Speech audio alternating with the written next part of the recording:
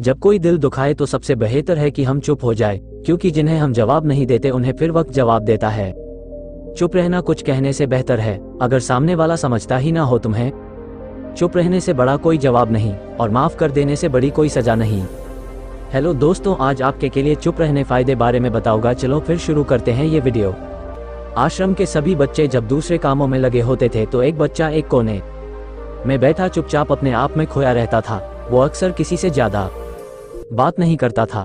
आश्रम की सभी जिम्मेदारियां पूरी करने के बाद जहां सभी बच्चे पूरे दिन की घटनाओं की चर्चा करने लगते हैं, वहीं पर वो शांत रहने वाला बच्चा एक बरगद के पेड़ के नीचे बैठकर ध्यान करने लगता। सभी बच्चों को आश्चर्य होता था क्योंकि उसका कोई दोस्त नहीं था। वो अक्सर आश्रम में अकेला ही घूमता रहता था। ये देखकर उसके गुरु को बड़ी प्रसन्नता होती थी। उसे लगता था कि कोई तो है आश्रम में जो मौन यानी कि चुप रहने की ताकत को समझाता है, उसके महत्व को समझता है। आश्रम के बारे में जब भी कोई जरूरी निर्णय लेना होता उसकी राय जरूर लिया करते थे, लेकिन यही बात गुरुजी के एक दूसरे शिष्य को बड़ी खटकती थी, क्योंकि वो गुरुजी का प्रिय शिष्य बनना चाहता था। इसीलिए वो गुरुजी के सामने दूसरे बच्चों के कामों में कुछ न कुछ कमियां निकालता रहता था, जिससे गुरुजी उसे महान समझने लगा जाए। अक्सर वो अपनी जिम्मेदारियां पूरी तरह से निभाने का दिखावा भी करता, चाहे उससे कोई सलाह ना भी मांगे, लेकिन फिर भी वो उन्हें अपनी सलाह देता रहता था। वो बहुत ही बातूनी शिष्य था और आश्रम के दूसरे सभी बच्चों में बहुत प्रसिद्ध भी था, क्योंकि वो सबसे हंसी मजाक करता रहता था, उनसे दिन भर बातें करता रहता था। इसीलिए उसकी सबसे दोस्ती हो गई थी। लेकिन जब आश्रम के गुरु उसकी राय ना लेकर दूसरे बच्चे की राय लेते थे तो ये बात उसे बड़ी खटकती थी।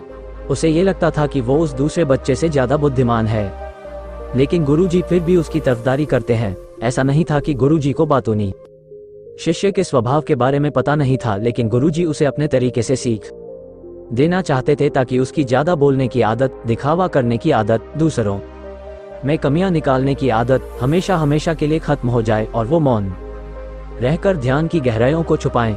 असल में हर सच्चे गुरु की यही इच्छा होती है। वो किसी तरीके से उस बातूनी शिष्य को एहसास कराना चाहते थे कि चुप रहने से ही उसे असीम सत्य को जाना जा सकता है। उस विराट का एहसास चुप होकर ही किया जा सकता है। एक दिन गुरुजी को एक तरीका सूझा। उन्होंने आश्रम के सभी बच्चों को अपने पास बुलाया और कहा कि मैं तुम सभी को दो हिस्सों में बांटकर अलग अलग गांवों में भिक्षा मांगने के लिए भेज रहा हूं, और जो भी 2 बच्चे सबसे ज्यादा भिक्षा मांग कर लाएंगे उन दोनों को आश्रम की सभी जिम्मेदारियां निभाने का मौका दिया जाएगा। अपनी बात जारी रखते हुए गुरुजी ने बताया कि भिक्षा मांगने से हमारा अहंकार खत्म होता है, इसीलिए हर शिष्य पूरे मन से भिक्षा मांगे।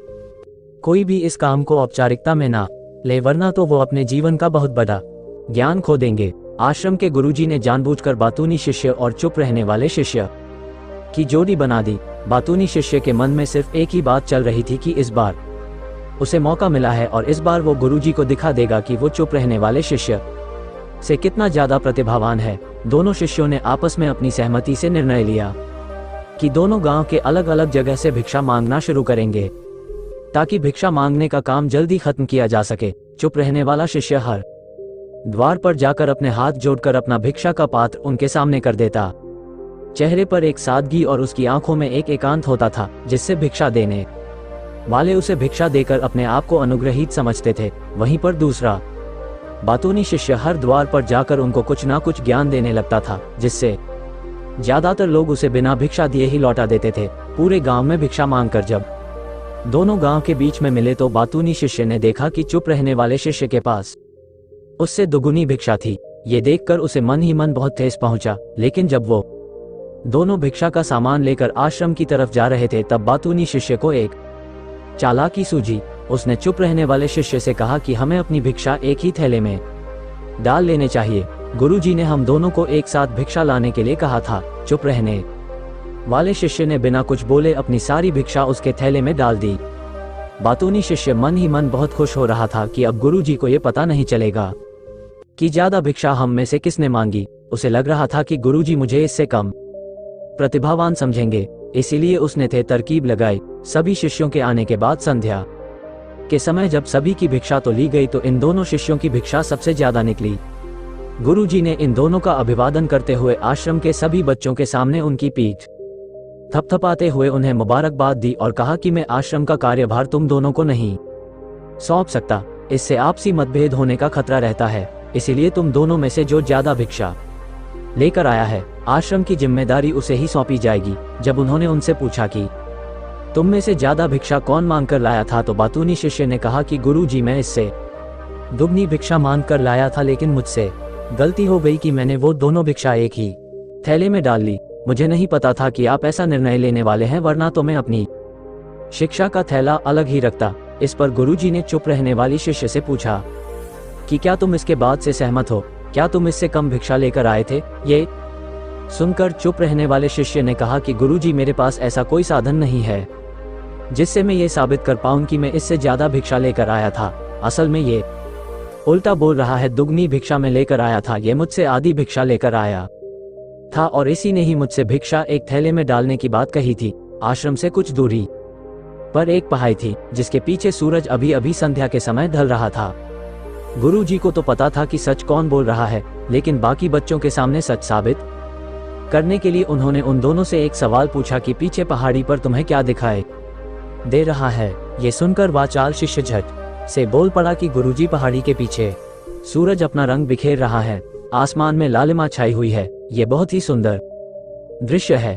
वो तो और भी बहुत कुछ कहना चाहता था, लेकिन गुरुजी ने उसे चुप करते हुए दूसरे शिष्य से जवाब जानने के लिए जब उसकी तरफ देखा तो उसकी आंखों में आंसू भरे हुए थे। श्रद्धा, भक्ति और प्रेम से उसकी आंखें भर आई थी।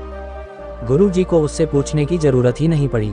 गुरुजी ने सभी बच्चों को संबोधित करते हुए कहा कि मैंने सवाल किया था कि पहाड़ी के पीछे तुम्हें क्या दिखाई दे रहा है? ज्यादातर लोगों को यही दिखाई देगा कि एक बहुत सुंदर दृश्य है, लेकिन मजे की बात यह है कि सुंदरता बोलकर नहीं बताई जा सकती, उसे महसूस किया जा सकता है और सामने वाला उस सुंदरता को आपकी आंखों में देख पाता है। चुप रहने वाले शिष्य की तरफ इशारा करते हुए गुरुजी ने कहा कि असल में सुंदरता इसी बच्चे ने देखी है, दूसरे बच्चे ने सिर्फ सुंदरता की उपव्याख्या की है, लेकिन इसने वास्तविकता में उस सुंदरता को महसूस किया है।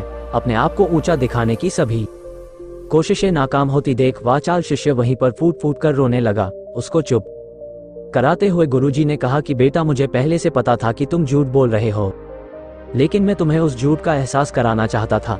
सभी बच्चों को संबोधित करते हुए गुरुजी ने बताया कि शब्द जाल की तरह होते हैं, हमारे ज्यादा बोलने की वजह से बहुत सारी समस्याएं पैदा होती है। जब कोई आदमी एक बात को बधा चाहकर बोल देता है तो उसे सिद्ध करने के लिए वो शब्दों के जाल में फंसता चला जाता है और इसी वजह से अंतर्मुखी होने की बजाय वो बहिर्मुखी होता चला जाता है। वहीं पर जिस भी व्यक्ति को अपनी अंतर यात्रा करनी होती है, उसे सबसे पहले चुप रहना सीखना होता है। जरूरत से ज्यादा बोलना या फिर हर वक्त बोलते ही रहना, ये सब हमारी अंतर यात्रा में बाधा बन जाती है। जब आप चुप रहने का अभ्यास करते हैं तो आप अपने साथ वक्त बिताने लगते हैं, जिससे कि आप अपने एकांत को जान पाते हैं। और एक बार अगर मन में एकांत स्थापित हो जाए तो आपकी आंखों में, आपके चेहरे पर वो सादगी, वो एकांत, वो स्पष्टता की झलक, सब कुछ सामने नजर आने लगता है।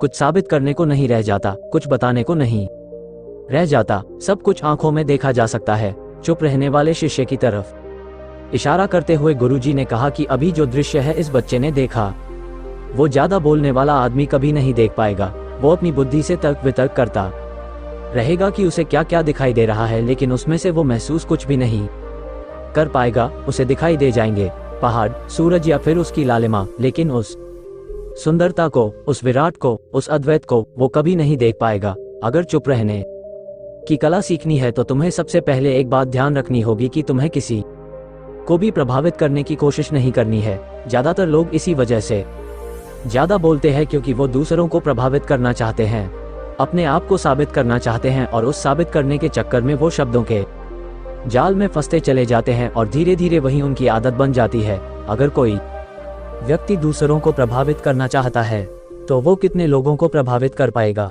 उसकी ये भूख बढ़ती जाएगी और वही संसार में सभी को कभी भी प्रभावित नहीं कर पाएगा। इसलिए ये समझने की बात होती है कि बहिर्मुखी होने की बजाय हम अंतर्मुखी होकर अपने आप को समझ सकते हैं। अपनी बातों को खत्म करते हुए गुरुजी ने अपना आखिरी संदेश दिया।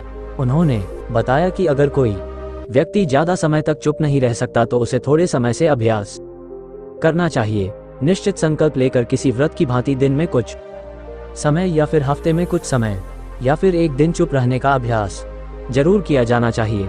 इससे हमारी चुप रहने की आदत धीरे धीरे खुद ब खुद पनपने लगती है, क्योंकि एक बार जब हम चुप रहने लगते हैं तो हमें चुप रहने का आनंद पता चल जाता है। उसके बाद हमें प्रयास नहीं करना पड़ता, बल्कि हमारा मन आनंद की तरफ अपने आप बढ़ता चला जाता है।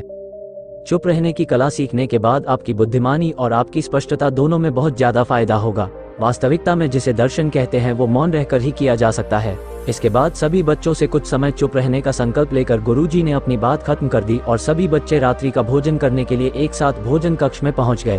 तो दोस्तों, कैसी लगी ये कहानी आपको कमेंट सेक्शन में जरूर बताना। तो मिलते हैं किसी अगली कहानी में, तब तक के लिए अपना ख्याल रखें।